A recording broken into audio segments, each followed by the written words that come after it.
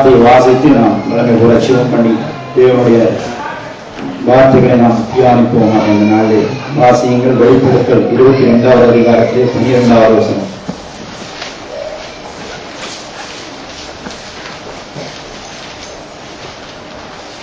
இதோ சீக்கிரமாய் வருகிறேன், அவனவனுடைய கிரியைகளின்படி அவனவனுக்கு நான் அளிக்கும் பலன் என்னோட கூட வருகிறது. இதோ சீக்கிரமாய் வருகிறேன், அவனவனுடைய கிரியைகளின்படி அவனவனுக்கு நான் அளிக்கும் பலன் என்னோட கூட வருகிறது.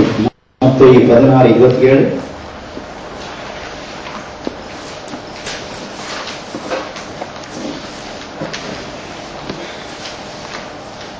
மனுஷகுமாரன் தம்முடைய பிதாவின் மகிமை பொருந்தினவராய் தம்முடைய தூதரோடும் கூட வருவார். அப்பொழுது அவனவன் கிரியைக்கு தக்கதாக அவனவனுக்கு பயனளிப்பார். மனுஷகுமாரன் தம்முடைய பிதாவின் மகிமை பொருந்தினவராய் தம்முடைய தூதரோடும் கூட வருவார். அப்பொழுது அவனவன் கிரியைக்கு தக்கதாக அவனவனுக்கு பலன் அளிப்பார். எனவே நாம் ஒரு விஷயம் எடுத்துக் கொள்வோம். உங்களை நேசிக்கிற பரலோக தகப்பனே, வானத்துக்கும் பூமிக்கும் தெய்வமே, எல்லையில்லா அன்பு கொண்டு எங்களை தேடி ஓடி வந்தவரை உனக்கு நாங்கள் நன்றி என்று செலுத்துகிறோம். ஆண்டவரே, இந்த நாள் இதுவும் நான் சீக்கிரமாய் வருகிறேன், நான் வரும்போது என்னுடைய கூட பலன் வருகிறது.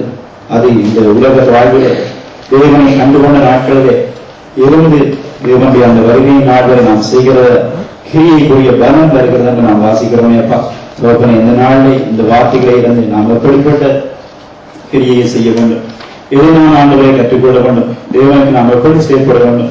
ஆண்டவரே, இந்த நாளை நீர் எங்களோடு பேசுமப்பா. ஆண்டவரே, இந்த நாள் நான் நின்று உங்களுடைய சமூகத்திலே உங்களோடு பயன்படும்படியாய் நீர் பாராட்டின கிருபையாய் நன்றி செலுத்துகிறேன். இந்த நாளில் வந்திருக்கிறேன் ஒவ்வொருவரும் ஆசைகளையும் ஆண்டுடைய பிரதனங்களை தாங்கட்டும். ஆண்டவரே, இந்த காரணங்களை ஆண்டவரே அநேகரை ஆண்டவரே சுவாமி ஆண்டவரை செயலிழக்கப்பட்டாலும் தேவ பிள்ளைகளுக்கு தேவ சமூகத்தில் ஒரு பிரதனம் உண்டப்பா. அதற்காக நாங்கள் ஸ்தோத்தரிக்கிறோம். நேரங்களை நீங்கள் ஆசீர்வதித்து தர வேண்டும்படியா இயேசு கிறிஸ்துவின் நாமத்திலே செபிக்கிறோம் எங்கள் நல்ல பிதாவே. ஆமென், ஆமென். நாம் வாசித்தோம் வெளிப்படுத்தல் 22:12. இதோ நான் சீக்கிரமாய் வருகிறேன். ஆண்டவராகிய இயேசு கிறிஸ்து சீக்கிரமாய் வருகிறார். அவனுடைய கிரியைகளின்படி அவனுக்கு நான் அளிக்கும் பலன் என்னுடனே கூட வருகிறது என்றங்கே நாம் வாசிக்கிறதை பார்க்கிறோம். நம்முடைய ஆண்டவராகிய இயேசு கிறிஸ்து அது சீக்கிரமாய் வரப்போகிறார். நாம் நம்பினாலும் இந்த உலகம் நம்பாவிட்டாலும் நம்முடைய ஆண்டவர் வரப்போகிறது அதிக நிச்சயம். அவர் சொன்னார், இதோ நான் இந்த உலகத்துக்கு போகிறேன் என்று சொல்லி இப்படியாக வந்தவர். அவர் இந்த உலகத்தில் போக மாட்டோம். போன போது நீங்கள் என்னத்தை பார்த்துக் கொண்டிருக்கிறீர்கள், எப்படியாக வாழ்ந்துட்டு போனாரோ அதே போல வருவேன் என்று சொன்னவர் நிச்சயமாக வரப்போகிறார். அவருடைய பிள்ளைகளாகிய நாம் எப்படி இருக்க வேண்டும் என்பதை இந்த நாளின் காரணம் நம்முடைய ஆண்டவர் வரப்போகிறார். இந்த நாட்களிலே நடந்து கொண்டிருக்கிறதான காரியங்களை நாம் உற்று கவனித்து பார்ப்போம் என்று சொன்னால் நம்முடைய ஆண்டவர் அது சீக்கிரத்திலே நம்முடைய நாட்களில் வந்து விடுவார் என்று எண்ண தோன்றுகிறது. நிச்சயமாக அப்படி நடந்தாலும் ஆச்சரியப்படுவதற்கு இல்லை. இந்த நாளில் அப்படியான காரியங்கள் நடந்துக்கிறது நாம் பார்க்கிறோம். நாம் வாசித்த வசனத்தின்படி நாம் செய்கிறதான கிரியைகள் ஒவ்வொன்றுக்கும் ஒரு பலன் உண்டு. நான் எதை செய்தாலும் அதற்கு ஒரு பலனை தேவன் எனக்கு வைத்திருக்கிறார். தேவனுடைய நாமத்திலே நான் நன்மை செய்வனாக இருந்தால் எனக்கு அதுக்குரிய பலன் உண்டு. தேவனுடைய பிள்ளை என்று சொல்லிக் கொள்ள நான் தேவனை அறிந்து கொண்ட நான் அவருடைய நாமத்திலே லாபத்தையும் கண்டு ரசித்து அவரோடு நடந்து கொண்டிருந்த நான் அவருக்கு விரோதமான செயல்களை செய்வனாக இருந்தாலும் அதற்கும் பலன் உண்டு. எனவே கிரியைக்கு பலன் வருகிறது. அங்கே பொதுவாக போட்டிருக்கிறேன், நாம் செய்த கிரியைக்குத்தான் பலன் வருகிறது என்று நாம் பார்க்கிறோம். நம்முடைய கிரியைகள் எப்படிப்பட்டியாக இருந்தாலும் நமக்கு ஒரு பலன் உண்டு. எனவே நாம் செய்ய வேண்டிய கிரியை எப்படியானது என்பதை ஆகிய கிரியைக்கு பலன் உண்டு என்கின்ற தரப்பிலே கிரியையின் பலன் என்கின்ற தரப்பை நாம் இந்த நாளே வேக வேகமாய் பார்த்து நாம் முடித்துக் விடுவோம். எபேசியர்களை நாம் வாசிக்கிறோம். 2:10 வாசிக்கிற வேளையிலே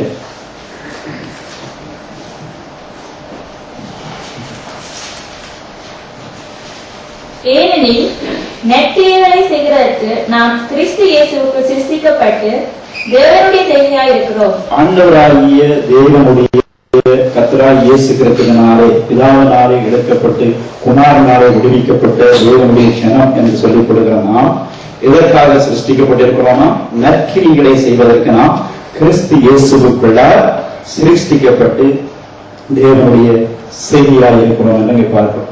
நாம் எதற்கு தேவன் நம்மை பிடித்தார் என்று பார்த்தா எதற்காக தெரிந்து கொண்டாருன்னா, இந்த உலகத்திலே வைக்கப்பட்ட நாடிலே நாம் தேவனுடைய நாமத்திலே தேவனோடு இணைந்து தேவனுக்காக என்னுடைய வாழ்நாள் முழுவதும் நற்கிரியை செய்யும்படிக்கே நான் அழைக்கப்பட்டிருக்கிறேன். ஆண்டவருடைய பிள்ளைகளை இங்கே வைக்கப்பட்டதன் நோக்கம் அதுதான் என்பதை நாம் பார்க்கிறோம். கொலோசியர் 1:10 வாசிங்க.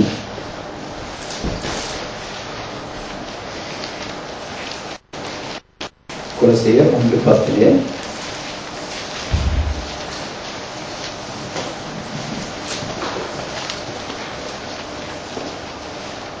சகலவித நற்கிரியைகளும் ஆகிய கனிகளை தந்து தேவனை அறிகிற அறிவில் விருத்தி அடைந்து கர்த்தருக்கு பிரியமுண்டாக அவருக்கு பாத்திரராய் நடந்து கொள்ளவும். எப்படியாம் தேவனுடைய அந்த தெரிந்து கொள்ளப்பட்ட பிள்ளைகள், தேவனால் அழைக்கப்பட்ட பிள்ளைகள், அதாவது நற்கிரியை செய்கிறதுக்கு சிருஷ்டிக்கப்பட்ட இயேசு கிறிஸ்துவுக்களால் சிருஷ்டிக்கப்பட்ட இனம் சகலவித நற்கிரிகளும் ஆகிய கனிகளை பெற வேண்டும் என்று வாசிக்கிறோம். நாம் சகலவிதமான நற்கிரியாகிய கனிகளை தந்து தேவனை அறிகிற அளவில் விருத்தி அடைந்து கர்த்தருக்கு பிரியம் உண்டாக அவருக்கு பயந்து அவருக்கு பாத்திரராய் நடந்து கொள்ளவும். தேவனுக்கு பாத்திரராய் நாம் நடந்து கொள்ளும்படியாக தான் தேவன் நம்மை தெரிந்து வைத்திருக்கிறார். ஒரு பெரிய நமக்கு கிடைத்த பெரிய சிறாக தேவனுடைய நாமத்தினாலே நாம் செய்ய வேண்டியது கர்த்தருக்குள் சகலவித நற்கிரிகளுமாகிய கனிகளை நாம் பெற வேண்டும் என்று பார்க்கிறோம். தேவன் அதற்காக தான் இயேசு கிறிஸ்துவுக்குள்ளே நம்மை சிருஷ்டித்து தேவனுடைய செய்தியாய் நம்மை வைத்திருக்கிறார். நாம் தேவனாகிய கர்த்தராகிய கிறிஸ்துவுக்கு உள் இருக்கும். கிறிஸ்துவுடன் அல்ல, கிறிஸ்துவோடு அல்ல, கிறிஸ்துவுக்கு உள். ஒருவன் எனக்குள் இருந்தால் புது சிருஷ்டியா இருக்கணும். அப்ப பழைய காரியங்கள், உலக பிரகாரமான காரியங்கள் ஒன்றும் நம்மளே இருக்கப்படாது. தேவன் அதை விரும்புகிறார். அப்படி இருக்குமானா இருந்தால் அதுக்கு ஒரு கடைசி நாளில் ஒரு பலன் உண்டு. கடைசி நாளிலே மாத்திரமல்ல, நம்முடைய வாழ்நாளிலும் கூட தேவன் அதற்குரிய பலனை தந்து கொண்டிருக்கிறதை நாம் பார்க்கிறோம். நம்ம வசனம் இருக்கிறதை நாம் வாசிப்போம். அப்படியான கனிகள் நிறைந்த ஒரு வாழ்வு நமக்கு நம்முடைய வாழ்க்கையிலே இருக்க வேண்டும் என்கிற தேவனுடைய விருப்பம். ஆவின் கனிகளை குறித்து நாம் அறிவோம். காரணம், நாம் இந்த வாசத்துல நற்கிரிகளை செய்ய சிருஷ்டிக்கப்பட்ட நாம் சகலவித நற்கிரிகளையாகிய கனிகளை தந்து, அப்ப ஆவிக்குரியவர்கள் என்று சொல்லிக் கொடுக்கிற நாம் ஆவிக்குரிய பிரகாரமாக நம்முடைய கிரியைகள் இருக்க வேண்டும் என்கிறது தேவனுடைய நோக்கமாக இருக்கிறது. நான் தேவனிடத்திலே ஆண்டவரே ஜெபித்தவர்களே இன்றைக்கு ஒரு வாரம் அல்ல, சுமார் 2 வாரங்களுக்கு முன்பாக தேவனோடு அதிகமாக இடைப்பட்ட ஒரு காரியம், தேவனுடைய பிள்ளைகள் கிரியை செய்ய வேண்டும், சும்மா இருப்பதற்காக அல்ல. நாம் ஒன்றைக்கு அமைக்க வேண்டும். நற்கிரியை செய்தாலும் உண்டு, நான் துர்க்கையை செய்தாலும் உண்டு, நான் செய்யாமல் இருந்தாலும். அப்பொழுது எப்போது விளங்கும் அதை கூட பார்ப்போம். எப்பொழுது இருக்கும் அந்த நாள் என்னுடைய நிலை எப்படி இருக்கும் என்பதை நாம் பார்ப்போம். காரணம், அப்படியான கனிகள் நிறைந்தவர்களாக சகல நற்கிரிகளை தந்து நாம் செயற்பட வேண்டும் என்று சொல்லி அங்கு தேவன் விரும்புகிறார். அப்ப ஆவின் கனிகளை குறித்து நமக்கு தெரியும். அதை ஒரு விஷயம் வாசிப்போம். கலாத்தியர் 6:22.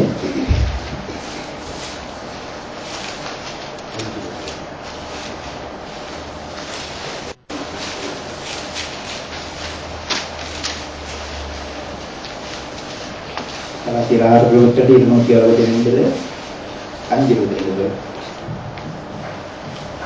ஆவியின் கனியோ அன்பு, சந்தோஷம், சமாதானம், நீடிய பொறுமை, தயவு, நற்குணம், விசுவாசம், சாந்தம், இச்சையடக்கம், இப்படிப்பட்டவர்களுக்கு விரோதமான பிரமாணம் ஒன்றும் இல்லை.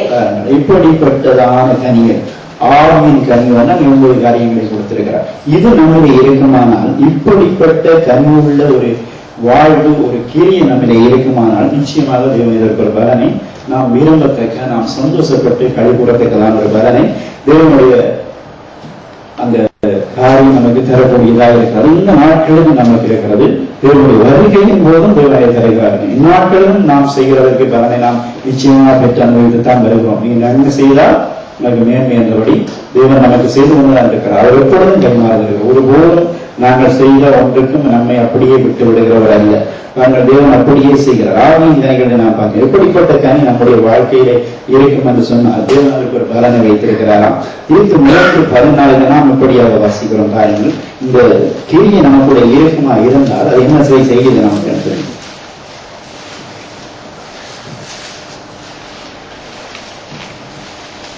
இது 3:14. நம்முடையவர்களும் கனியற்றவர்களாயிராதபடி குறைகளை நீக்குவதற்கு எதுவாக நற்கிரிகளை செய்ய பழகட்டும். யாரு? நம்முடையவர்களும். அவர் எழுதுகிறார், தீர்த்து சொல்லுகிறார், நம்முடையவர்களும் கனியற்றவர்களாய் இராதபடி குறைவுகளை நீக்குகிறதற்கு எதுவாக நற்கிரியை செய்யணும். அப்ப நான் நற்கிரியை செய்யணும் என்ன போவோம், குறைவெல்லாம் போயிடும். தேவனுடைய பிள்ளைகளாக நாம் நற்கிரியை செய்வோமா இருந்தால் நல்ல காரியங்கள் நம்முடைய வாழ்க்கையை தேவனுக்கு பிரியமாய் ஒவ்வொருவர் பிரியமாய் உண்மையின்படி தாழ்மையின்படி அன்பு நிறைந்தவர்களாக நாம் வாழ்வோம் என்று சொன்னால் நம்முடைய வாழ்க்கை குறைவு இல்லை. இந்த வசனம் அதுதான் சொல்லுகிறது. என்னவா நம்முடைய ஜனங்கள் நம்முடையவர்கள் கர்த்தராகிய இயேசு கிறிஸ்துவினுடைய இந்த தேவனால் தெரிந்து கொள்ளப்பட்ட ஜனங்கள் கனியற்றவர்களா இராதபடி குறைவுகளை நீக்கிறதுக்கு அவர் நற்கிரியை செய்வார். கனி உள்ளவர்களாக நற்கிரியை செய்வார்களா இருந்தால் அவருடைய வாழ்க்கையிலே குறை இல்லை. அப்படியான நான் இந்த நாளே குறைவோடு ஒரு சமாதானம் எனக்குள்ளே இல்லை, ஒரு ஐக்கியப்பட முடிகிறது இல்லை, ஒருவருடைய முகத்தை பார்க்க முடிகிறது, இப்படியான சில காரியங்கள் நமக்கு இருக்கிறது. நம்முடைய வாழ்க்கையில நாம் அதை சந்தித்து வருகிறோம். இன்னும் பொருளாதாரத்திலே நாம் பின்தங்கி போகிறோம். ஒரு நிறைவு என்கின்றது நம்முடைய வாழ்க்கையிலே வருகிறது இருக்கிறது இல்லை. எப்பொழுதும் குறைவோடு தான் வாழ பார்க்கிறோம். எப்பொழுதும் குறைவான் என்னதான் நாம் முயற்சி பண்ணி என்னதான் நாங்கள் செய்து கொண்டு வந்தாலும் நம்முடைய வாழ்க்கையிலே குறைவு எப்பொழுதும் குறைவோடு தான் இருக்கும். என்னாண்டு குறை என்று பார்க்கிற வேளையில் எப்பொழுதும் குறை. வசனம் சொல்லுகிறது, கனியற்றவர்களாயிராதபடி குறைவுகளை நீக்கிறதுக்கு எதுவான நற்கிரியை நாம் செய்வோமாயிருந்தால் நம்முடைய வாழ்க்கை நிச்சயமா வசனத்தின்படி நிறைவுள்ளதா கிறிஸ்துவுக்குள்ளே இருந்து அவரும்படி நாம் செய்வோமாயிருந்தால் நாம் கனிவுள்ளவர்களாகி நற்கிரியை செய்வோம் என்றால் நம்முடைய குறைவுகள் நீங்கி நிறைவாக நாம் வாழக்கூடியதான ஒரு வாழ்க்கையை தேவன் நமக்கு தருவார். இது நம்முடைய கிரியை இன்மையிலே வரும்போது தருகிறது. இன்மையிலே நமக்கு நடக்கிற காரியத்தை நாம் பார்க்கணும். இந்த வாழ்க்கையில நான் அப்படி கிரியை செய்வேனா இருந்தால் எனக்கு ஆண்டவர் நிச்சயமா நான் செய்கிறதுனா தாறுமாறும் அப்படியுமா நான் செய்து கொண்டு தேவனுக்கு பிரியம் இல்லாமல் ஒரு கனி நிறைந்த வாழ்வு இல்லாமல் ஒரு கீழ்ப்படி இல்லாமல் அடங்காதமாய் சண்டைக்காரர்களாய் எப்படி நாம் இருப்போம் என்று சொன்னால் நிச்சயமா நம்முடைய வாழ்க்கையிலே சமாதானம், அதாவது பொருளாதாரத்தை நான் இங்கே சொல்ல வேண்டும். நிறைய பணம் ஒரு வேலை இருக்கிறாங்க, நிரம்பி வழியலாம், நமக்கு அதிக வருமானங்கள் வரலாம், நம்ம குடும்பத்திலே ஒரு சமாதானம் அதுதானே நமக்கு நிறைவானது வேணும். நம்ம ஒரு ஆரோக்கியமான வாழ்வு வாழ வேண்டும், நம்ம ஒரு சந்தோஷமான வாழ்வு வேணும். ஒரு சபை ஐக்கியத்தில் எல்லாரும் ஒரே சீர்கிற நிலையிலே இருக்கிறதுக்கான ஒரு கிருபை இருக்குமா இருந்தால் அது எத்தனை ஒரு நன்மையான காரியம். அந்த அப்படியானால் அது இல்லை என்று சொன்னார், கனி இல்லை என்று சொன்னால், அன்பு இல்லை என்று சொன்னால், அங்கே சொல்லப்பட்ட காரியங்கள் இல்லை என்று சொன்னால் நம்முடைய வாழ்க்கை குறைவுள்ளதாகவே இருக்கும். பணம் இருக்கலாம், பணத்தை நாம் சொல்லவில்லை. பாருங்கள், எப்படியாய் நாம் செய்வோம் என்றால் குறைவுகள் நிறைவாக நாம் காணப்படுவோம் என்று நாம் பார்க்கிறோம். குறைவோடு நாம் இருக்கிறேன் என்று சொன்னால் நாம் சொன்னபடி நம்முடைய வாழ்க்கையை சரி செய்யப்பட வேண்டிய பகுதிகள் உண்டு. நாம் தேவனோடு ஒப்புரவாகி நாம் நற்கிரியை செய்கிறதுக்கு நாம் முயற்சி பண்ண வேண்டும். அப்படி செய்வோமாக இருந்தால் தேவன் நம்மை நிறைவுள்ளவர்களாக்குவார். பாருங்கள், பவுல் தீத்துவுக்கு சொல்லும் போது இந்த காரியம் எப்படி சொல்லப்பட வேண்டும் என்றால் 3:8 வாசிங்க. இந்த வார்த்தை உண்மை உள்ளது, தேவனிடத்தில் விசுவாசமானவர்கள் நற்கிரிகளை செய்ய ஜாக்கிரதையாய் இருக்கும்படி நீ இவைகளை குறித்து திட்டமாய் போதிக்க வேண்டும் என்று விரும்புகிறேன். இவைகளே நன்மையும் மனுஷனுக்கு பிரயோஜனமானவைகள். தேவனிடத்தில் விசுவாசமானவர்கள் நற்கிரிகளை செய்கிறதற்கு ஜாக்கிரதையாக இருக்கும்படி நீ இவைகளை குறித்து திட்டமாய் போதிக்க வேண்டும் என்று நான் விரும்புகிறேன். இது சபையிலே போதிக்கப்பட வேண்டும். தேவனிடத்திலே ஜனங்கள் அவருக்காக கிரியை செய்ய வேண்டும், நல்ல கிரியைகளை செய்ய வேண்டும், ஒருவருக்கு ஒருவர் நல்ல காரியங்களை செய்ய வேண்டும், ஒருவருக்கு ஒரு தாழ்மையாக இருக்க வேண்டும், அன்பாக இருக்க வேண்டும், ஆவியிலே நிறைந்தவர்களாக இருக்க வேண்டும், ஆவியின் கனிகள் நிறைந்தவர்களாக இருக்க வேண்டும். வரங்கள் நமக்கு ஒரு தேவையில்லை, அது மற்றவர்களுக்கு. இன்னொரு வரங்களை செய்வாங்க, வாரவருக்கு தான் பெரிய யோசனை. என்னுடைய வாழ்க்கை ஆவிக்குரிய காரியத்தில் நான் இருப்பேனாக இருந்தால் நம்ம இது போதிக்கப்பட வேண்டும் என்று அங்கே சொல்லுகிறதை நாம் பார்க்கிறோம். தேவனிடத்திலே விசுவாசமானவர் நாங்கள் தேவனிடத்திலே விசுவாசம் வைத்திருக்கிறோம். நற்கிரிகளை செய்ய நாம் அப்படியான ஜாக்கிரதை உடையவர்களாக இருக்க வேண்டும். அந்த காரியம் போதிக்கப்படுகிற வேளையிலே அது நன்மையும் பிரயோஜனத்தையும் தரணும், மற்றவர்களுக்கு பிரியும். அப்படியே வருது வாசிக்கிற வாசத்தை கடைசி போது இவைகளே நன்மையும் மனுஷருக்கு பிரயோஜனம் உள்ளது. இவைகளே நன்மையும் மனுஷருக்கு பிரயோஜனம், இதை செய்யுங்கள் என்று சொல்லி நீ போதி தீர்த்துவனுடைய சபையில நீ சொல்றாங்க என்று சொல்லி பவுல் என்னுடைய அந்த மனிதனுக்கு சொல்லுகிறது நாம் பார்க்கணும். இது வலியுறுத்தப்பட வேண்டிய காரியம். ஒவ்வொருவரும் கிரியை செய்ய வேண்டும், நல்ல கிரியைகளை செய்ய வேண்டும். அதுதான் அவருடைய வாழ்க்கையில பலனை தரும், அதுதான் பிரயோசனமாயது என்று அங்கே சொல்லுங்கிறதை நாம் பார்க்கிறோம். நற்கிரிகளை செய்வதற்கு நாம் சோர்ந்து போகாதபடிக்கு நாம் செய்ய வேண்டும். அதே அங்கே ஒரு வலியுறுத்து சொல்லு என்று சொல்லுகிறதை நாம் பார்க்கணும். இப்படியெல்லாம் சொல்லப்படுகிறதே நமக்கு நற்கிரியை செய்கிறது எப்பொழுதும் சாத்தியமாகுங்களா? செய்ய முடியுமா? அப்பொழுதும் நற்கிரியே நல்லவனாகவே எப்பொழுதும் இருந்துவிட முடியுமா? என்ன நினைக்கிறோம்? செய்ய முடியும், நாங்கள் செய்யலாம். நாங்கள் செய்ய விரும்புகிறது ஏன்? நம்முடைய ஆண்டவரால் இயேசு கிறிஸ்து அதற்காக இந்த பூமியிலே தன்னை தானே தந்தார் என்று சொல்லி ஒரு வசனம் இருக்கிறது. தீத்து 2:14 வாசனம். அவர் நம்மை சகல அக்கிரமங்களிலிருந்து மீட்டுக் கொண்டு, பாருங்கள், அவர் கர்த்தராகிய இயேசு கிறிஸ்து இந்த உலகத்திலே இருந்த நம்மை எப்படி இருந்த உலகத்திலே பொல்லாதவராய் இருந்தோம். நாம் வாயிலாக சொல்லுது எப்படியெல்லாம் நாம் இருந்தோம்னு நமக்கு தெரியும். இன்றைக்கு ஜனங்கள் எப்படியெல்லாம் கடியாற்றில் இருக்கிறார்கள் என்று அவர்களை நாம் நீதி செய்கிறோம் என்றது நமக்கு தெரியும். இப்படிப்பட்டவர்களாக இருந்த அவர் நம்மை சகலவித அக்கிரமங்களும் மீட்டுக் கொண்டு தமக்குரிய சொந்த ஜனங்களாகவும் எனக்குரிய சொந்த இனங்களாக எங்களை மாற்றி நற்கிரிகளை செய்ய பக்தி வைராக்கியம் உள்ளவர்களாகவும் நம்மை சுத்திகரிக்கும்படி, நற்கிரிகளை செய்ய பக்தி வைராக்கியம் உள்ளவர்களாகும்படி நம்மை சுத்திகரிக்கும்படிக்கு நமக்காக தம்மைத்தாமே ஒப்புக் கொடுத்தார். நமக்காக, இந்த இனத்துக்காக, எனக்காக, உங்களுக்காக நினைச்சதா தன்னைத்தாமே ஒப்பு கொடுத்திருக்கிறார். கிறிஸ்து வானத்தையும் பூமியையும் உண்டு பண்ணிய தேவ குமாரன் தன்னைத்தாமே ஒப்பு கொடுத்திருக்கிறார். எதற்காக? நாம் நீங்கள் நற்கிரியை செய்ய வேண்டும். இந்த உலகத்தில் நாம் வேறு விரித்து வைக்கப்பட்டிருக்கிற நாட்களிலே நாம் நற்கிரியை செய்ய வேண்டும். அதற்காக அவர் தன்னைத்தாமே ஒப்பு கொடுத்திருப்பாராக இருந்தார். அவரை பார்த்து நான் என்னுடைய வாழ்க்கையை நடத்துவனாக இருந்தார், அவரோடு கூட நான் வாழுகிறவனாக இருந்தார், அவருடைய சொற்படி செய்கிறவனாக இருந்தால் என்னால் முடியுமா? முடியாது. சொல்லுங்க, முடியும், நம்மளால செய்ய முடியும். ஆனா நாம் அநேக நேரத்திலே அநேக காரியங்களை நாம் தவறு போகிறோம். அங்கே தவறு மற்றவர்களை நாம் திடீரென நீட்டி விடுகிறோம். ஆனால் தவறு நம்முடைய பக்கத்திலே தான் இருக்கிறது. தேவன் நமக்கு இருக்கிறார். ஆண்டவராக இயேசு கிறிஸ்து நமக்காக தம்மை தாமே ஒப்பு கொடுத்திருக்கிறார். நாம் கிரியைகளை செய்ய பக்தி வைராக்கியம் உள்ளவர்களாக இருக்க வேண்டும் என்று இவர் நம்மை சுத்திகரிக்கிறபடி சுத்திகரித்து நல்ல கிரியைகளை செய்யும்படிக்கு தம்மை தாமே நமக்கு ஒப்பு கொடுத்திருக்கிறார். நம்மை இப்படி வாழ வேண்டும். ஆண்டவராக இயேசு கிறிஸ்து அதற்காகத்தான் இந்த உலகத்திலே வந்து தம்மை தாமே ஒப்பு கொடுத்தார் என்று வாசிக்கிறோம். பாருங்கள், இப்போ ஒவ்வொரு கொடுத்திலிருந்து இயேசு கிறிஸ்து நமக்காகவே வந்து எல்லாவற்றையும் செய்தவர். ஒரு முறை பேதுருவை சந்தித்து அங்கே சில காரியங்களை அவருடைய இருக்க வேண்டும் என்று சொல்லி அவர் விரும்புகிறதை பார்க்கிறோம். ஆண்டவராக இயேசு கிறிஸ்து மரித்து உயிர்த்து எழுந்து இந்த உலகத்திலே வாழ்ந்த நாட்களே ஒரு முறை பேதுருவை சந்திக்கிறார். இது நமக்கு பிரயோசனமாக ஒரு காரியமாக இருக்கும். பாருங்கள், ஆண்டவராக இயேசு கிறிஸ்து பேதுருவை சந்தித்து, அப்போஸ்தலனாகிய அந்த பேதுருவை சந்தித்து அவர் 3 காரியத்தை கேட்கிறார். இவர் மரிப்பதற்கு முன்னம் சில காரியங்களை செய்தார். அதை அவருக்கு விளங்கப்படுத்தி அவர் செய்ய வேண்டிய காரியத்துக்காக அங்கே செய்கிறதை பார்க்கிறோம். யோவான் 21:15-17 வரை வாசிங்க வார்த்தைகள்.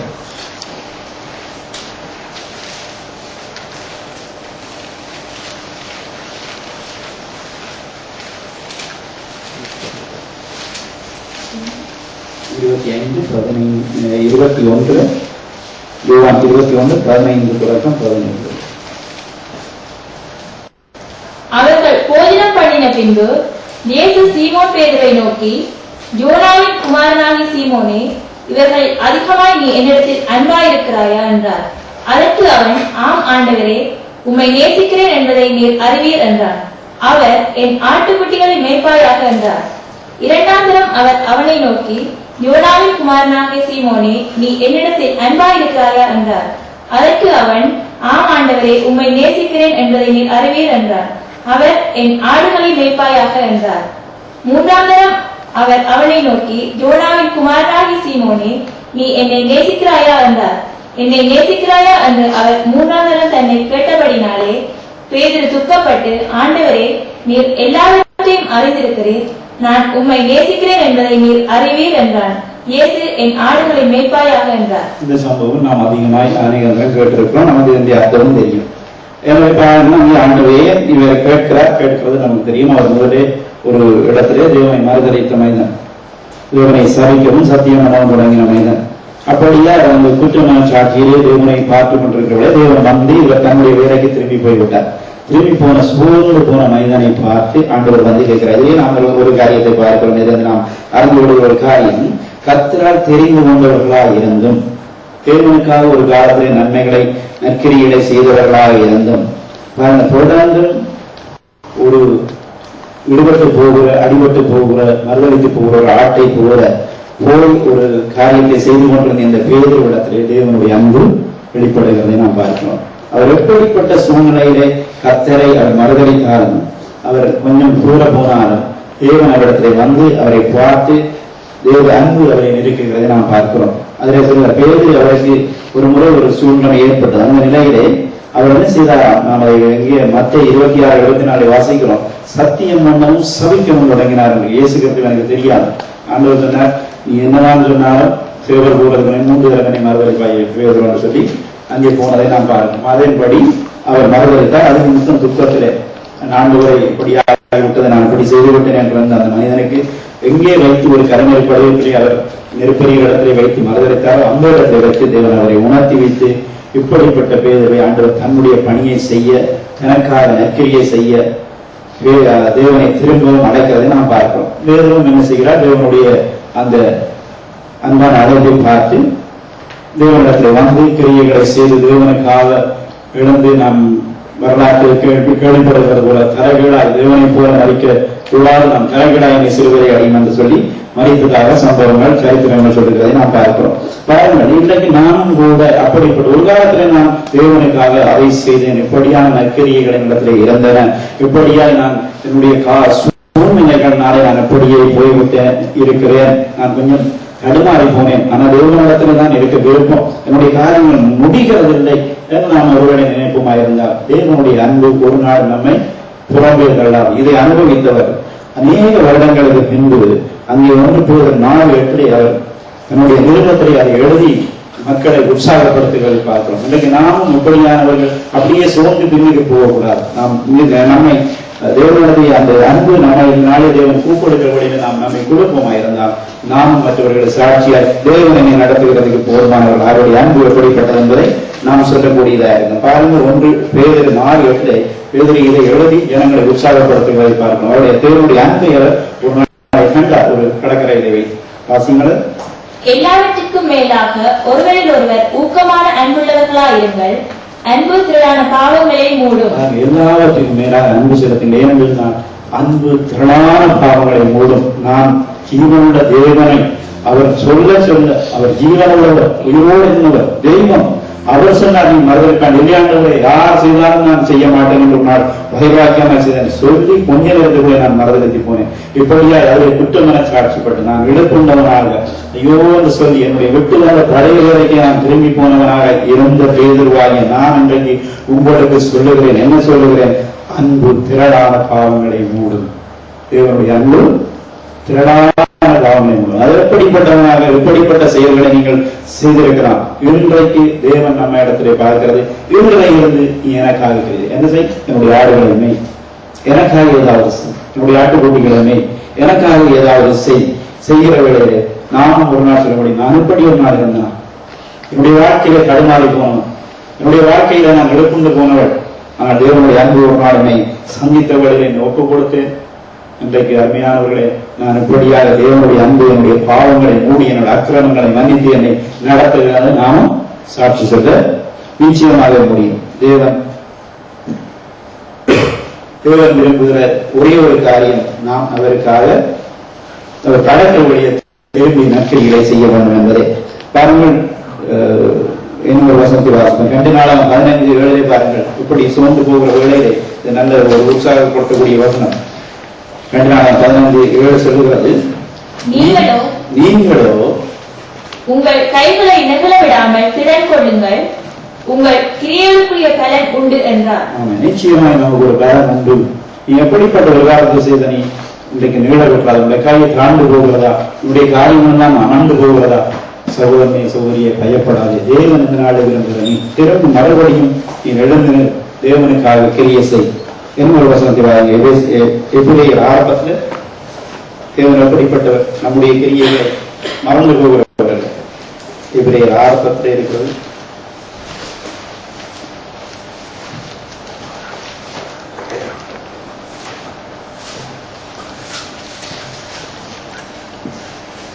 ஏனென்றால் உங்கள் கிரியையும் நீங்கள் பரிசுத்தவான்களுக்கு ஊழியம் செய்து வருவதனாலும் தமது நாமத்திற்காக காண்பித்த அன்புள்ள பிரயாசத்தையும் மறந்து விடுவதற்கு தேவன் அநீதி உள்ளவர் அல்லவே. தேவன் அநீதி உள்ளவர் அல்லவே, அவர் மறந்து போவதில்லை. நீங்கள் அன்னைக்கு செய்தது, இன்றைக்கு தவறி போனேன், இப்படியாய் போனேன், கொஞ்சம் சோர்ந்து போனேன், இழுப்புண்டு போனேன் என்று நாம் சொல்லி அப்படியே போனால் அதற்குத்தான் ஒரு பொருளாதார கிரியை ஒரு பலன் உண்டு. ஆனா நல்ல நாளோடு திரும்பி விடுவோம் என்று சொன்னால், நாம் தேவனுக்காக செய்ய முயற்சி பண்ணுவோம் என்று சொன்னால் நமக்கு ஒரு பலன் நிச்சயமாகும். அது அநீதி உள்ளவர் அல்லவே, அவர் உங்களுக்கு பலனை தருவார். அவர் மறந்து போவார், அந்த நாளில் நீ எனக்கு செய்தவர்களை நான் அறிந்திருக்கிறேன் என்று சொல்லி. எனவே பாருங்கள்,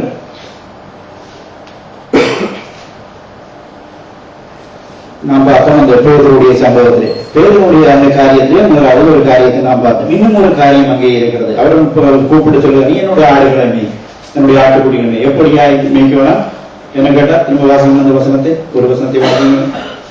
யோவான் 21:15.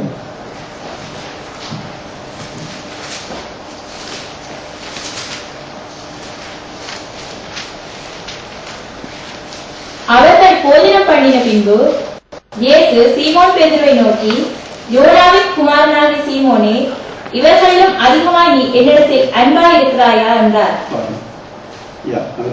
அதற்கு அவன், ஆம் ஆண்டவரே, உம்மை நேசிக்கிறேன் என்பதை நீர் அறிவீர் என்றான்.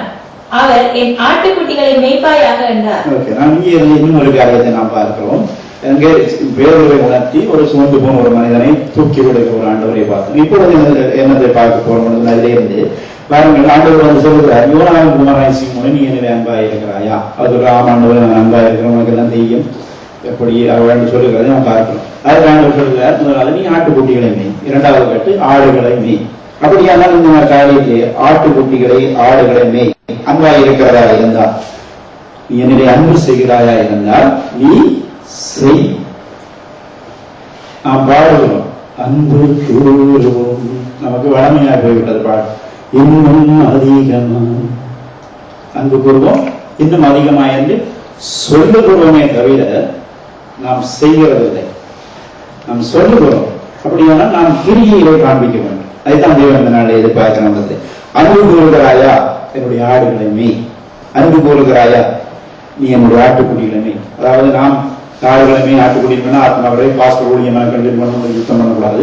அது தேவைக்கு நமக்கு பாஸ்டர் நமக்கு போதும், மூப்பர்கள் போதும். ஆனால் செய்கிறதுக்கு நம்முடைய சபையிலே கூட நிறைந்து வருகிற நிரப்பப்பட வேண்டிய அநேக இடங்கள் உண்டு. அவைகள் நிரப்பப்பட வேண்டும். என்னுடைய ஆதங்கமும் கூட நிச்சயமாக தேவனுடைய விருப்பமும் கூட. எனவே நான் ஆண்டவரே, இந்த வார்த்தை என்னோட சந்தித்துடைய ஆண்டவரே, இதை நான் நிச்சயமாக சொல்லுவேன், எனக்கு வார்த்தைகளை தாரும் என்று சொல்லி நாம் எவ்வளவு கூட ஆண்டவரே என்னுடைய ஜனங்களுக்கு போய் தீர்த்து அங்கே பேதுரு பவுல் சொன்னது போல எனத்துக்கு சொல் கிரியை செய்ய வேண்டும். நீங்க செய்வீர்களா இருந்தால் சீக்கிரமாக வருங்க, அவனுடைய கிரியைக்குரிய பலன் வருகிறது, இதை சொல்ல வேண்டும் என்கின்ற விருப்பத்திலே தேவனுடைய நோக்கத்திலே நாம் மத்தியில் நிற்கிறோம். பாருங்கள், கர்த்தருக்காக நாங்கள் அன்பா இருக்கிறோம் என்று சொல்லுவோமா இருந்தால் ஆண்டவர் சொல்லுகிறது, எனக்கு நீ ஊழியம் செய் என்று. கர்த்தருக்கு ஒரு அர்ப்பணிப்போடு ஊழியம் செய்கிறவர்கள் நிறைய குறைவு.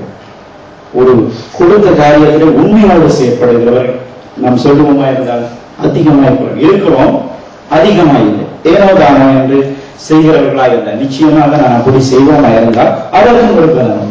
எப்பொழுது அது விளங்கும் என்று சொன்னால் இந்த கடைசி நாட்களிலே அதை பவுல் அழகாக சொல்கிறான், பின்பு காண்பிக்கிறேன் அந்த இடத்தை பாருங்க. நாம் இந்த நாளே அர்ப்பணிப்போடு எனக்கு ஒரு காரியம் வகுத்து வைக்கப்பட்டிருக்குமா இருந்தால் தேவனுடைய பண்ணையிலே, தேவனுடைய சபையிலே தேவனை நீ தெரிந்து கிறிஸ்துவுக்குள்ளே வைத்து நீ இதை செய், என்னுடைய அன்பு கூறுகிறாயா இருந்தால் பேரு நீ இதை செய், எனக்கு ஊழியம் செய் என்று சொல்லுகிறவர்களே நாம் நிச்சயமாக செய்ய வேண்டும். நம்முடைய வாழ்விலே நாம் அர்ப்பணிப்போடு செய்யாததுதான் ஒரு மனதில் வேதனையான ஒரு காரியம். நமக்கு துவைத்து தரப்பட்டிருக்குமானால், பகிர்ந்து கொடுக்கப்பட்டிருமானால் என்னுடைய மூலமூச்சு எப்படியா ஊழியம் செய்யணும் அஸ்தியோடு செய்கிறவனா இருந்தால் அவன் சபிக்கப்பட்டவனாக இருப்பான். என்னுடைய வார்த்தை அல்ல, தேவனுடைய வார்த்தை.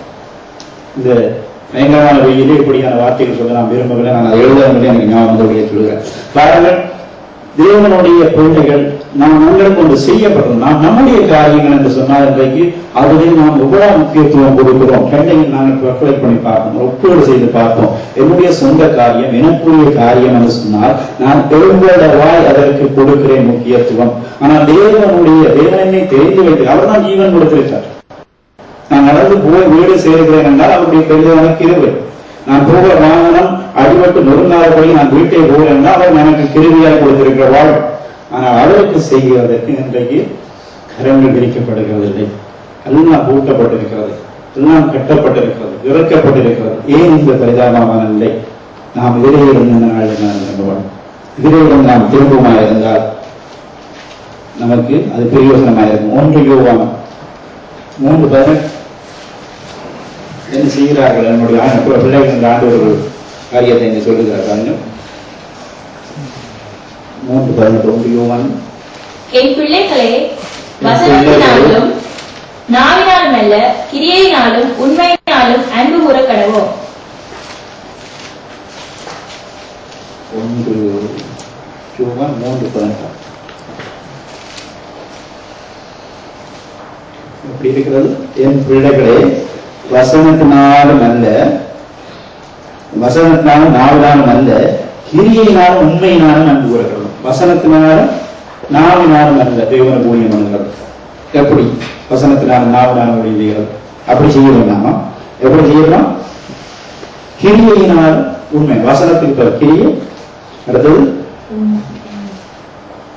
நாவினாலும் அல்ல, உண்மையினால். சும்மா சொல்றதில்லை, சும்மா வசனத்தின்படி பேசுகிறதல்ல, செய்யும் உண்மையான கிரியையினாலும் உண்மையினாலும் செய்யும்.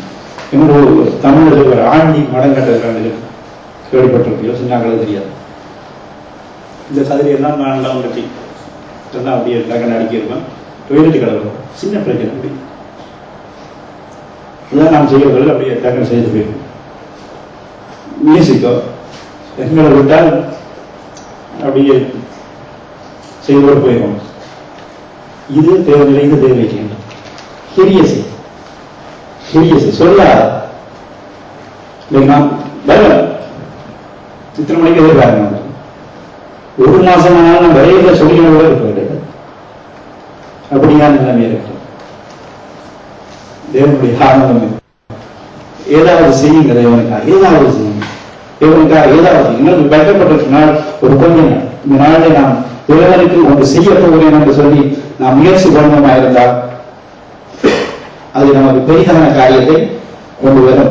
எப்படி நாம் செய்ய வேண்டும்? ஒரு வசனத்தை வாசிங்க, 6-8 வாசிங்க. பேசிக்கிட்டு நம்முடைய வாழ்க்கையில இது நல்ல சிந்தனையில் இருக்கும். அப்படி தேவன் ஊழியம் பண்ணணும். ஆண்டவர் விரும்புகிறார். இசை அன்பு கூறுகிறார்கள். மனுஷருக்கு ஊழியம் செய்யாமல், மனுஷருக்கு வந்து தயவு செய்து ஊழியம் செய்யாதீர்கள், கர்த்தருக்கு நன்மனதோடு ஊழியம் செய்யுங்கள். நல்ல மனதோடு கர்த்தருக்கு செய்யுங்கள். எப்பவும் ஒரு நாள் செய்து பாருங்க தொடங்கி, நான் இது தேவனுக்காக செய்கிறேன், நான் செல்வத்துக்காக செய்யல, பாசனுக்காக செய்யல, ஒவ்வொருக்காக செய்யல, நான் இது என்னுடைய என்ன தேடி வந்து ரட்சித்து தனக்குள்ளே என்னை வைத்து பாதுகாத்து கொண்டிருக்கிற என்னுடைய நேசருக்காக நான் இதை செய்கிறேன். அப்படி நான் வந்து அந்த கதை அடைக்குவேனா இருந்தால் என்னவோ மனுஷக்காரையில தெரியும். இன்றைக்கு ஒரு கொஞ்சம் பேர் செயல்படுகிறார். அதனாலதான் நாம் டைமுக்கு வருகிற வந்து உட்கார்கிறோம்.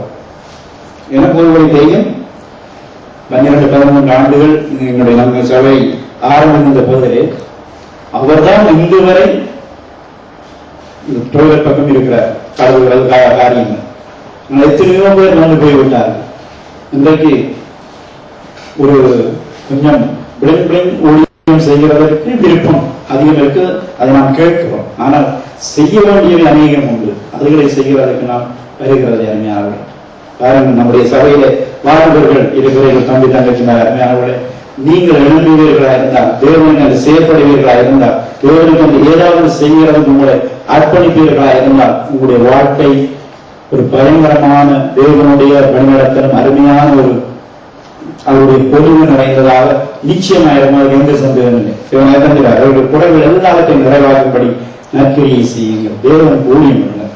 தயவு செய்து செய்யுங்க. ஏதாவது கேளுங்க, போய் என்னத்தை நான் செய்ய வேண்டும், எதை நான் சகோதரனை செய்ய உங்களை நடத்துகிறவர்களை கேளுங்க.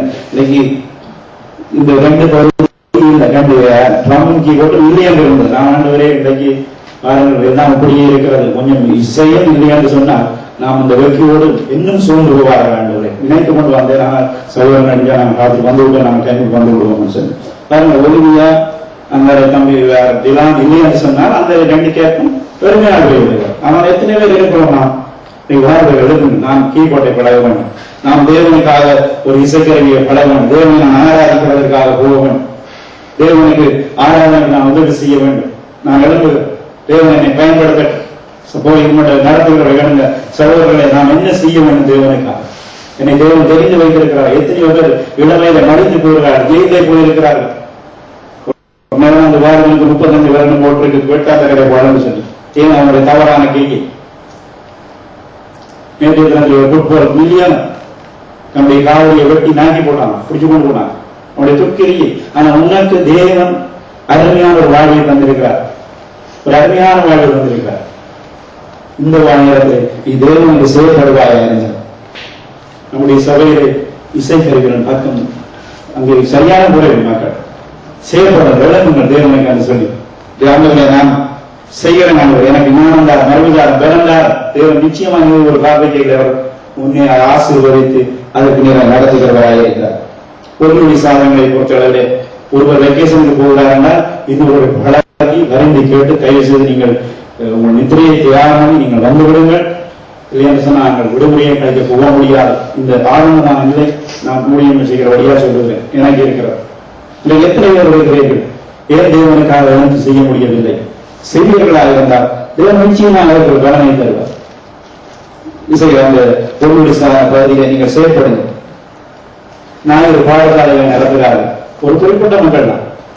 இவர் சில நீங்கள் கத்திரிக்கை சூத்திரம் எழுதுங்கள், தேவனுக்கு நான் செய்ய போகிறேன். ஏதாவது அங்கே பிள்ளைகளுக்கு போய் நீங்கள் யூனிவர்சிட்டியில் செய்கிற காரியம் ஒன்று இல்லை. உங்களுக்கு தெரிஞ்ச தேவையாளர்கள் எல்லாம் போட்டு ஒன்றை வைத்திருக்காங்க, சொல்லிக் கொடுக்கிறது மட்டும்தான். நடத்துங்க, செயல்படுங்க, இணைந்து கட்டும். நிறுவனங்கள் சொல்லுவார்கள் Fear open, sin, வியதம், துணி. 4 கண்கள் 2 கண்களை விட அதிகமாய் பார்க்கணும். என்ன சொல்றாங்க? நம்ம எவ்வளவு பார்க்க Fear ஆகும் வேற சொல்றது நாட் நகராக அதிகமான கரங்கள் வேறே இலகுவாக, அதிகமான கரங்கள் இணைந்தால் வேற இலகுவாக இருக்கு. ஆனால் ஒரு குறிப்பிட்டவர்கள் தான் அங்குடைய அவர்களை கத்தரித்து அவர்கள் நிச்சயமாக தங்களுடைய பலனை அடைந்தார்கள். நீங்கள் வெட்கப்பட்டு போகக்கூடாது. என்னுடைய சமூகத்திலே அந்த நாளிலே இந்த மகிமையின் நியாயசானத்தன்மை நாளில் நிற்கிறவர்களே நீங்கள் வெற்றி போகக்கூடாது. அதற்காகத்தான் தேவன் இந்த நாடு உங்களை வைத்திருக்கிறாங்க. தேவனுக்கு செய்யுங்க, ஏதாவது செய்யுங்க. நான் இன்றைக்கு புறப்பட்டு நீங்கள் காடுகளுக்கு சுவிசேஷ ஊழியத்திற்காக மிஷனரிகளாக போகுங்கள் சொல்லவில்லை. அது உங்களை பொறுத்தவரை நீங்கள் போகும். நாங்கள் நம்முடைய வாழ்க்கையில் நமக்கு வைக்கப்பட்ட வீட்டிலே நாம் முதல் கிரியைகள் தொடங்கும். முதல் நாம் இங்கே செய்யப்படும். இங்கே இல்லாமல் நாம் வெளிக்கிட்டு பெரிய காரியத்தை ஒரு நாள் செய்துவிட முடியாது. ஏன் பானையில இருந்தால் தான் அகப்பையில வரணும்னு சொல்றாங்க. சும்மா ஒன்றையும் சொல்லி வைக்கவில்லை. நம்முடைய போனா அந்த நிற்கணும், தெருவில் நிற்க வேண்டி வந்துடும். அப்படி இல்லை, நாம் முதல் செய்யப்படுவோம். தேவை போடுகிறோம். சில காரியங்கள் எழுதி வைத்திருக்கணும் சொல்லுங்க. நான் கொஞ்சம் யதார்த்தமா நம்முடைய தேவைகளோடு பேசிக்கொண்டிருக்கேன். ஆண்டுடைய சமூகத்தில் ஆண்டு இதைத்தான் சொல்ல போகிறேன். இந்த வசனங்களை தந்த உதவிகள் சொல்லப்பட வேண்டியவை நான் பரவாயில்லை விரும்புகிறார். காரணங்கள் அதாவது சொல்லு அவங்க கிரிய செய்வார்களா இருந்து அவர்கள் நல்ல ராஜான இல்லையா வேத்தம் வைக்கணும். எப்படி இருக்கிறது? 12 ஆண்டுகளாக ஊழியம் செய்து கொண்டிருக்கிறோம். 12 ஆண்டுகளாக வந்தார்கள் போனார்கள். இந்த மாதிரி கத்தருடைய கிருபையினாலே இருக்கிறார்கள் நம்மோடு இருக்கிறார். இன்றைக்கு அந்த இடத்தில் இழப்புகிறது ஒருவராய முடிக்கிறது. நான் செய்கிறேன், என்னால முடியும். அப்படி ஒரு நாள் கேட்டாங்க எத்தனை போட செய்யுங்க, எத்தனை போடணுமா பிரச்சனை. இன்றைக்கு அதற்கு ஒப்புக் கொடுத்தவோடு அர்ப்பணிப்போடு செய்கிறதற்கு இல்லை. இது தேவனுடைய வாரம், என்னுடைய மாத்திரம். தேவன் நாளை விரும்புகிறார். நீங்கள் ஏதாவது செய்யுங்கள். செய்வீர்களாக இருந்தால் நான் சீக்கிரமாக வரப்போகிறேன். உன்னுடைய கிரியைக்கு பலன் வருகிறது.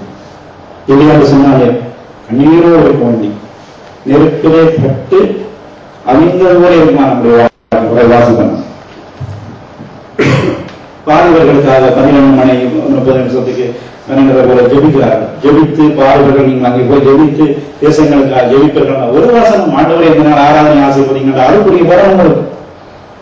கடந்த நாட்கள் பாரஸ்டர் ஒரு வேலைக்கு சொன்னார். ஒரு பிரபல டிஎல் மூடியா இருக்கணும் ஒரு பிரசங்கியார் ஒரு இடத்துக்கு வெக்கேஷனுக்கு போனவரை குடித்து அவர்கள் பிரசங்கியை பண்ணிட்டாலும் சப்பன இருந்தது. ஒன்றுமே புகழ்பெற்ற பிரசங்கியா ஏன் என்பதற்கு ஒரு ரீசன் அடுத்த நாள் அமோகமான ஒரு வல்லமை உள்ள ஆராதனை நடத்தினாராம். அந்த இரவுகளுக்கு ஒரு பெண் ஜெபித்ததினார். நாம் மற்றவர்களுக்காக ஜெபித்து ஊழியம் செய்வர்களாக ஜெபிப்போமா இருந்தால் நம்முடைய காரியத்தை தேவன் அந்த நாளில் நமக்கு ஒரு பலனை தருகிறவராக இருக்கிறார். மண்டப ஒழுங்கு கடைசியாக போய் நான் போகிறேன். மண்டப ஒழுங்குகள் செய்கிறோம் இருக்கிறோம் ஞாயிறு சனி என்று சொல்லி காரியங்கள் இருக்கிறது. இருவருக்கு உங்களுடைய பேரை கொடுத்தவர்கள் கொடுங்கள், அர்ப்பணியுங்கள், செயல்படுங்கள், நேரத்துக்கு செயல்படுங்கள். நேரத்திற்கு செயல்படுகிறது அதை பார்த்தார். நம்முடைய நாட்கள் பார்த்து பெரிதான காரியம் ஒரு நல்ல ஒரு அறுவடை நமக்கு இருக்கிறது. நாம் செய்வோம் இருந்த நிச்சயம் தேவன் நம்மை ஆசீர்வதிக்கிறவராக இருக்கிறதை நாம் பார்க்கிறோம். 3:8 தீர்த்திலே இவைகளை நாம் செய்வோமாக இருந்தால் மனுஷர் பார்வையிலே அது நற்கிரியா இருக்கும். மனுஷருக்கு நாங்கள் நன்மை செய்கிறோம், நற்கிரியை செய்கிறவர்களா இருக்கும். தேவன் அநீதி உள்ளவர்கள் நம்முடைய நற்கிரிகளை மறந்து போகிறது. உவாச ஊழியர்கள் இருக்கிறது, சுவிசேஷ ஊழியங்கள் இருக்கிறது, எப்படியான காரியங்கள் எல்லாம் இருக்கிறது. அம்மாவர்களே தேவனுக்கு அன்று எதையாவது செய்வோம். நாம் தேவன் செய்ய ஒப்பு கொடுத்தால் நம்முடைய தேவன் நம்மோடு கூட உண்மையாக இருந்து நமக்காக அவர் செயற்படுவார், அவர் நம்மோடு சேர்ந்து செய்வார். நாம் ஒரு அருமையான ஒரு வாழ்க்கை வாழக்கூடியதாக இருக்கும். நல்மனதோடு எங்கள் கிரிகளை செய்வோம். அப்படி நாம் செய்வோம் என்றால் நமக்கு கிடைக்கும் பலன் நற்பலனாய் நிச்சயமாக இருக்கும். பவுலரை அழகாக சொல்லுகிறார் பாருங்கள். இதை பார்த்து நாம் முடித்துக் கொள்வோம். 1 Corinthians 3:11-15 வரை வாசிங்க.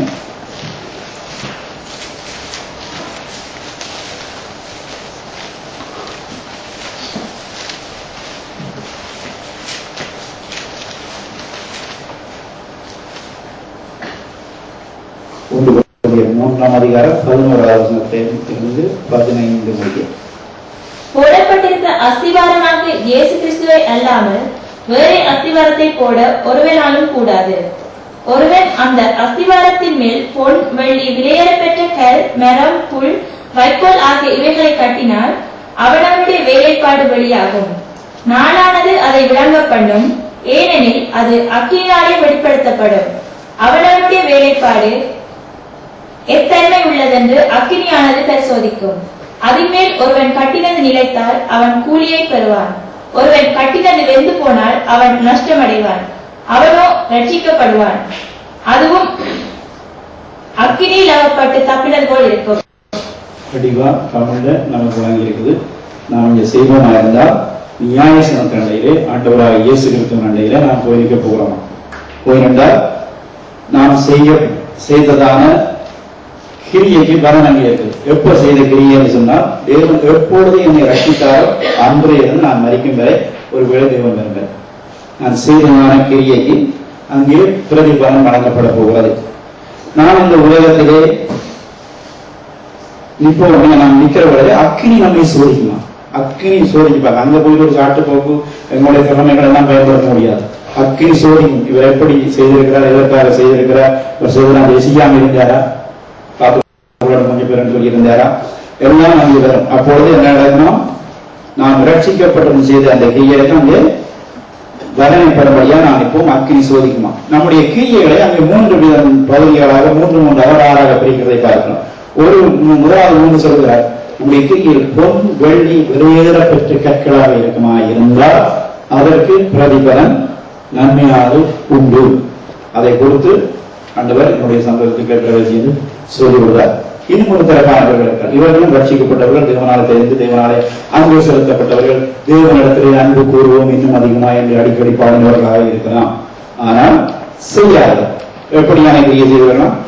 மரம், புல், வைக்கோல் போன்ற காரியங்களை செய்த கொஞ்சம் மரம், புல், வைக்கோலும் இந்த பொன், வெள்ளி, வெளியேறப்பட்ட கல்லையும் கண்டையும் இடத்துல வைத்தால் எது அதிகமாக தெரியும்?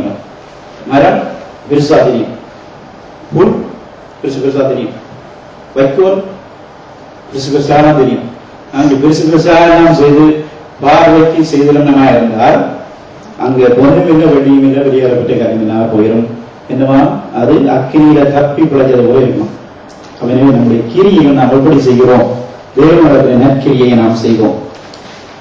முதல் மூன்றும் பார்வைக்கு சிறியவனாக இருந்தாலும் அது பலனை பெறுகிறதா இருக்கிறது. மற்ற மூன்றும் அளவில் பெரிதாக இருந்தாலும் நஷ்டப்பட்டு போவதை நாம் பார்க்கிறோம். எனவே நாமே இந்த நாளை தீர்மானிப்போம். நாம் எப்படிப்பட்ட கிரியைகளை நானும் செய்திருக்கிறோம் தேவனுக்கு சொல்லி.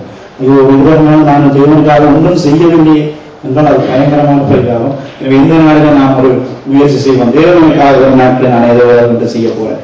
சபையில தொடங்குவோம். நம்முடைய வீட்டில் தேவனுடைய நமக்கு தந்த இடத்துல நாம் தொடங்குவோம். இந்த காரியம் அங்கே இடைவெளியாக இருக்கிறது. நான் அதை நிரப்ப போவேன். உங்களுடைய நடப்புகளை போய்ட்டு சகோதரனை அப்படியாக இருக்கிறது. நான் நிரப்புகிறதுக்கு நாம் தேவனுடைய திருமணம் ஒப்பு கொடுங்க. ஆண்டவரே நான் செய்கிறேன், நான் செய்ய போகிறேன். நான் இந்த நாள் கண்டு வந்தேன் ஆண்டவரே, நான் செய்கிறதுக்கு ஒரு பிரதிபலம் இருக்கிறது. அது இந்த நாட்களுடன் எனக்கு குறைகளை நிறைவாக்குகிறதாக இருக்கிறது. வன்னாலும் எனக்கு அதிகமான பிரதிபலனை தருகிற ஒரு காரியமாக இருக்கிறது. எனவே நான் இந்த நாளில் செயற்பட போகிறேன். நாமே தீர்மானிப்போம் நமது கிரியைகள் எப்படியாக இருக்க வேண்டும் என்பதை. நம்முடைய கிரியைகள் நல்லவர்களாக இருக்க வேண்டும் என்று ஆண்டவர் விரும்புகிறார். அதற்கு அவர் உதவி செய்ய தம்மை தாமே நமக்காக ஒப்பு கொடுத்திருக்கிறார். ஆண்டவர் சொல்லுகிறார், இதோ சீக்கிரமாய் வருகிறேன், அவனுக்கு உடைய கிரியைக்கு தக்க பலன் என்னுடைய வருகிறார். என்ன செய்ய போகிறோம்? நல்ல கிரியை செய்வோம். அமர்ந்திருப்போம்.